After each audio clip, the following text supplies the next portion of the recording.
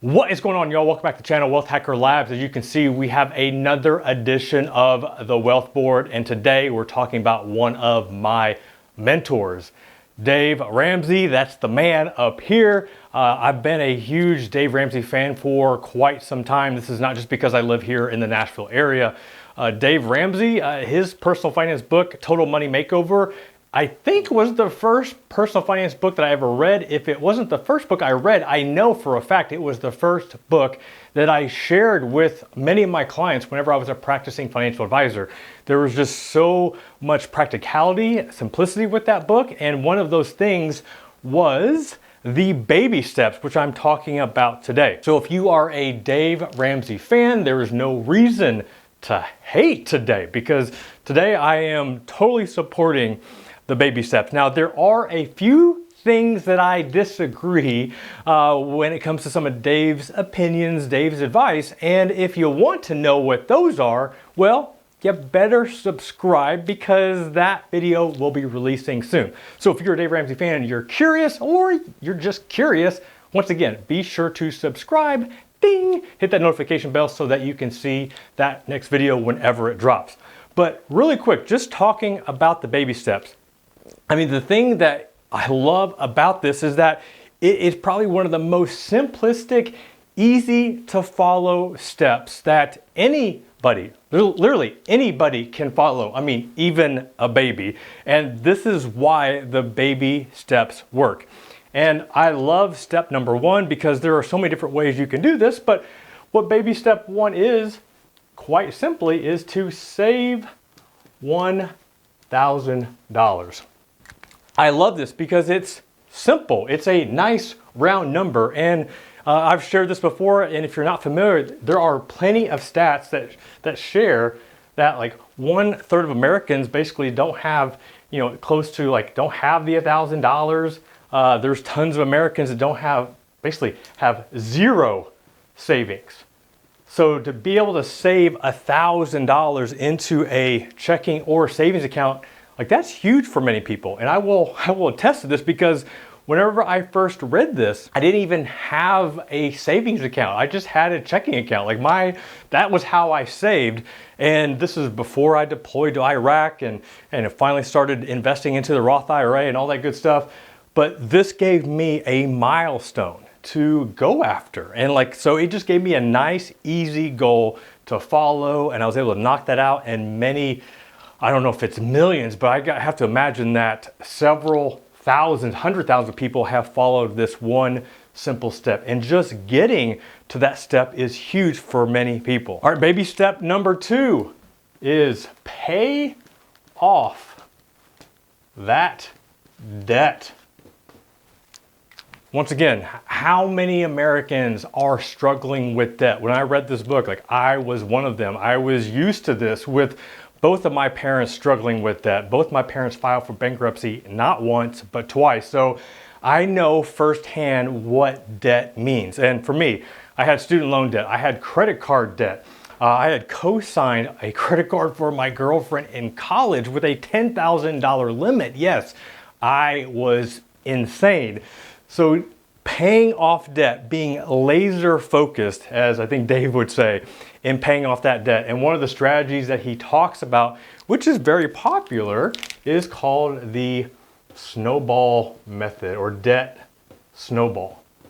And there is some controversy to this because the debt snowball method basically says is that you list out all your debts, which for many, that's a huge first step. I mean, that was a step that I didn't even want to do because I was in denial how much debt I had and what the interest rate, what that I was paying on that debt.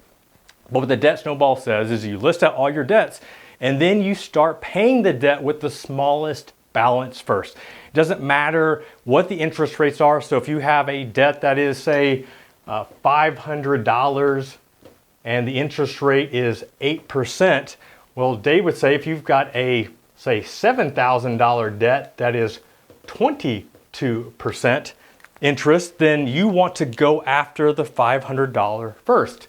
If you're a mathematician or if you're just looking at simple, you kind of get which number is bigger, you think you'd want to tackle the $7,000 one first. But what Dave says, and I totally agree with this, is that if you start with the smallest one first and you actually pay it off, you got all your debts written down somewhere.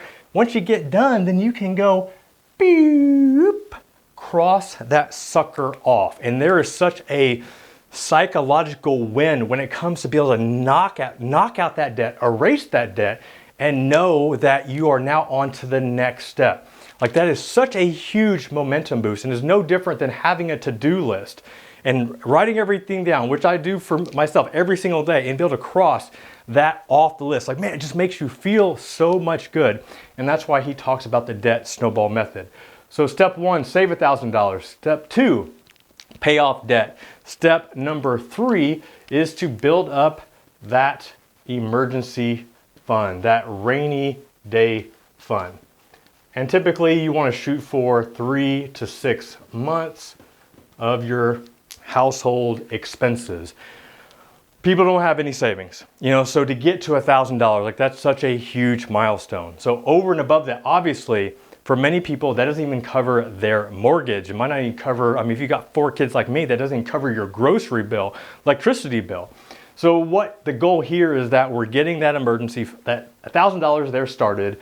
Now we're getting laser focused on paying that debt. Now we're going to start building up our emergency fund so we have more cash on hand. And I have like a bit of a twist on this I shared in another video that I won't talk about here, but just having that cash, not just for emergencies, but I also like it for investment opportunities. All of these, so this is all these are gonna be readily available. You don't wanna tie this up in the stock market. We're looking at high yield savings, high yield checking for all of these. So that is step 3. Moving on to step 4 is we are investing. And we are investing 15% of our household income. And Dave is pretty specific here. He says for retirement. So this is going into your 401ks and your Roth IRAs. Dave talks a lot about mutual funds, which is one of those things that many people disagree with. He also does talk about averaging 12% return on those funds. That's another thing that we could talk about. And just to kind of give you a bit of a teaser, this is here, part of step 4, which I'm talking about in the other video, because Dave talks about, with the 401k, if you have access to that and they have a match, you want to get the free money first with that 401k match. And then you go to the Roth IRA so that you can get your tax-free money. And I have several videos where I talk about the Roth IRA, so be sure to check those out as well. And then once you max out the Roth IRA, we go back to the 401k. And it's simple advice. It works for a lot of people. I do have a different opinion on that. So once again, a little cliffhanger, a little teaser there. Be sure to subscribe so you can see what I have to share. But this is step 4. So now we are investing 15%, which I would also say is what I saw a lot working with clients. They would invest and get their match, and they would be putting in their 3% or 5%, and they thought that they were good. Like 15% is actually, that's the bar. Like, you want to get at least to that. And the reality is that you need to be saving more than that. But once again, 15%, that's where we want to get to. That's what we want to work towards. So step number 5, if you're watching this, you don't have kids, doesn't really apply to you, but is investing in your kids' education, or more specifically, college. And this is something that we've been doing for quite some time. We have 4 kids right now, and still up in the air. Like, both my wife and I graduated from college. My wife actually has an MBA. I don't. I just have the CFP designation. I consider that my MBA for the financial planning profession. But with the kids' college education plan, you got the 5 to 9 plan, which is the most common plan.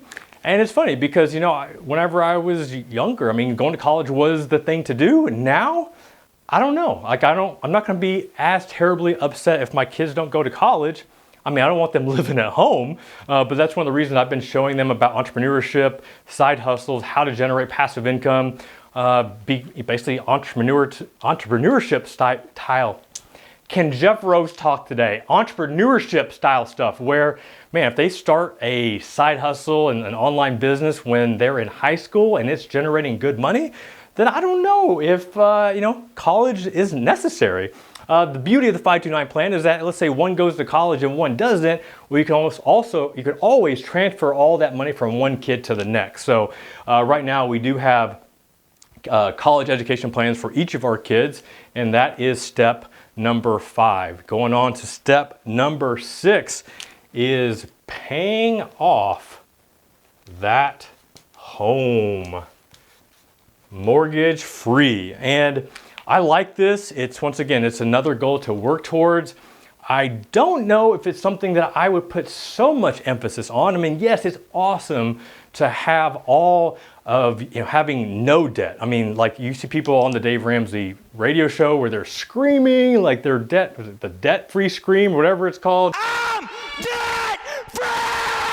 I mean, that's not a bad thing, but I also recognize that depending on when you locked your mortgage in, if you've got a 30-year mortgage and it's 4% or 3.5%, like I don't even know what ours is. I think ours is like about 3.5 on a 30-year mortgage. I don't know if I'm going to be so aggressive to pay off such a low interest debt, especially when you could invest that. But once again, you got to know what you're doing. So if you're just going to not pay it off and you're going to start day trading or buying cryptocurrency when you don't even know what cryptocurrency really is, then yes, for a lot of people, paying off that mortgage makes a whole lot of sense. And the last and final step of Dave Ramsey's baby steps, Babel. What is a Babel?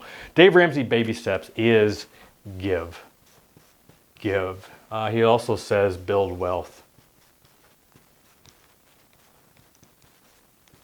I love this one. I do wish that it would have been mentioned more in the beginning, but I get it. Just trying to simplify the whole step process.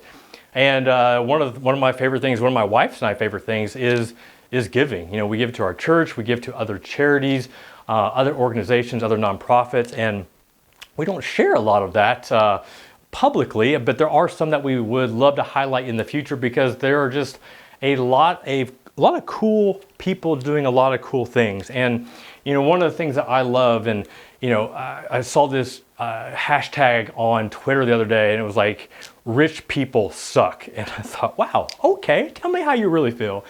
And that's one of the things I wrestle with, being a multimillionaire and knowing the just the income inequality that exists in U.S. nowadays. But the reality is that I didn't win the lotto. I didn't have a large inheritance. I mean, everything that I have right now is because of what I have done. Yes, there's been a lot of luck, and yes, God has been on my side.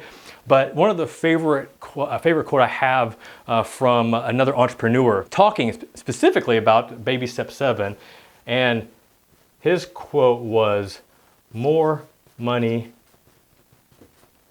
equals more impact. And when I heard that, it resonated with me so much because I recognize that, sure, I could make $100,000 a year, and my wife and I, we could budget and we could cut our spending, and I could stop buying Jordans and all this camera gear, and we would be totally fine. But I also recognize that the amount of money that I've been able to generate through online business and through entrepreneurship and investing, that has allowed us to give so much more than we ever could have. I mean, it's crazy that in 1 month, we're able to give more than I could have given my first 5 years of working. And I say could have given because, we didn't have a lot back then. We were living within our means, and we still do. I mean, we still have a surplus. But this is one of the things where I have so much peace knowing that, yeah, there are a lot of rich people that may suck, but there are also a lot of rich people that do a lot of good things. And I've just learned not to judge any book by its cover. And that's why I just love wrapping up baby step number 7. Give, give, give, build wealth, make more impact with the money that God has blessed you with. So that is Dave's baby steps. I mean, it's quite simple. I love just the simplicity. I love to be able like, hey, step one, I'm on step two, I'm on step three. I mean, so many people resonate, you know, with going through each step and be able to say, yeah, I made it here. I'm on step 4 now, and I'm getting ready to get to my 15% investing, and then I'm going to my kids' college education. So like, there's just so many wins that people can celebrate in this process.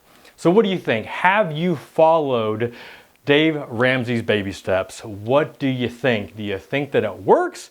How would you change it? And if you are following, what step are you on? I just love to hear from Wealth Hacker Nation what you guys think about this and just what's going on with Dave Ramsey and his baby steps. And once again, this is, I'm a huge Dave Ramsey fan, so if you've not checked out any of his work, Total Money Makeover, first book I ever read with him. I also have, I'm looking at my bookshelf over here, Entree Leadership. I have his, him and his daughter's book with, I don't know what it's called, but Kids in Investing or something like that. And there's another one, The Legacy Journey, I believe. So I have several of his books. So I'm a huge Dave fan.